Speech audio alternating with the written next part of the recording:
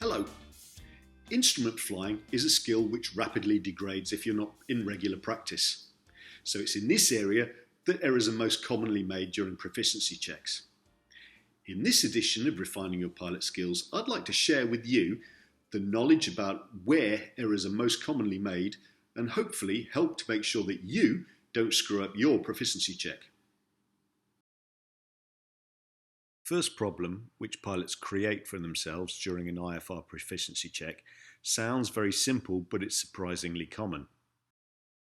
Many pilots read out loud the notes and remarks from the departure and approach procedure charts, but without taking any time to think about the implications of what they're reading. So here is an example from an ILS approach chart. In the remarks you can see ADF required, the reason being because you need it for the missed approach procedure. So, what are the implications here? Well, you need to set a bearing pointer, tune and identify the Charlie Alpha Tango NDB, because without it you can't fly this procedure. You can also see a remark which says autopilot coupled approach is not authorised below 732 feet. So what does that mean? It means that when you get to 740 feet you've got to think about decoupling and flying the rest of the approach manually. Otherwise you're not in accordance with the procedure. You should take similar care with departure procedures. You can see in this chart there is an area of high ground close by to the southeast of the airfield. So in order to keep clear of the hills, the standard instrument departure includes a right turn and a climb with a minimum climb gradient. So in this example, any pilot actually thinking about what he's reading should include this in his threat and error management process. He needs to consider, can he make the required climb gradient, and what is the plan should there be a power loss during the departure. Distraction is another recurring problem on proficiency checks. Pilots should be particularly careful not to allow themselves to be distracted at two particular moments in an approach procedure.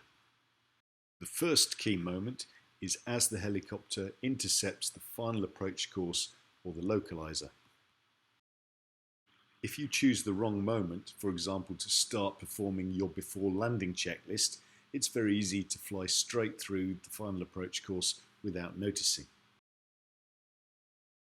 As I'm sure you'll guess, the other key moment is as you get close to your approach minima.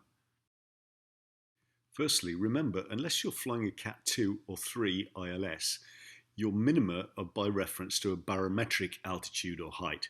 It's amazing how many people get distracted at precisely the wrong moment by looking at the radalt.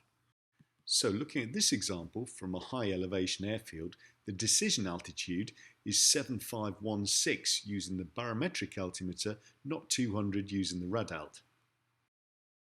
Remember, if you don't have the required visual references for landing, the examiner will be looking for you to take action at the decision altitude, not simply to start talking about taking action as you pass the decision altitude. On a non-precision approach, if you don't have the required visual references for landing, you mustn't descend at all below the minimum descent altitude, and you mustn't continue past the missed approach point without starting the missed approach procedure. Try not to get confused where a non-precision approach has a CDFA profile, as in this example. Depending on the helicopter type, the operator should specify a height to add on to the decision altitude to prevent the helicopter from descending below the MDA during a missed approach. So, with the example you see here, you could add 30 feet to make a decision altitude of 560 feet to make sure that you don't descend below 530. Because of the mandatory requirements of the check, one of the things you absolutely know before you start is that most of your approaches will end up with a missed approach procedure. So it's absolutely essential that before you arrive at your minima for the approach, that you have a good mental picture of what you're going to do for at least the first 10 or 20 seconds of the missed approach. If you need a reminder, you should find on your approach chart a shorthand pictorial representation of the essential elements of the missed approach procedure. So with this example, the very minimum you need to have fixed in your mind is climb straight ahead to 1,000 feet. With an example like this, where the missed approach procedure involves flying a VOR radial, it will help your workload management if you've got a plan worked out in advance of how you're going to switch navigation source. This of course may involve retuning the radio. And finally, a couple more points related to workload management. When your workload is high, for example, you're dealing with a serious malfunction, diverting to another airfield, preparing for an instrument approach, try not to get rushed into starting the approach until you're ready for it.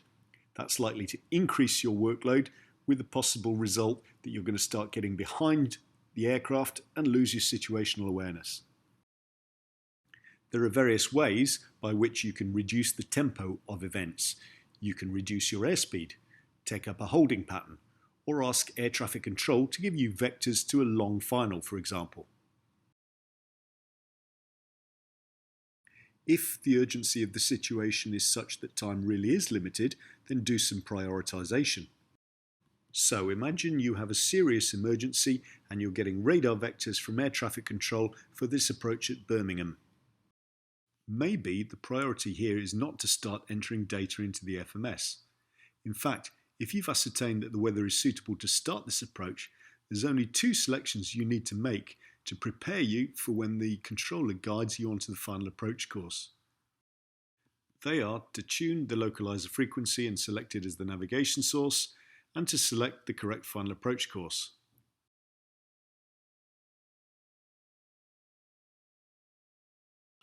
So the underlying factors behind most of these errors are workload management and situational awareness. Remember, time spent in planning and preparation is rarely wasted, so a sound plan and a comprehensive brief will always help to set you up on the right track. If you haven't already done so, have a look at our videos on automation and threat and error management, because they will also provide you some useful tips for your IFR Proficiency Check. Check out our website at www.focuscrewtraining.com. Bye for now.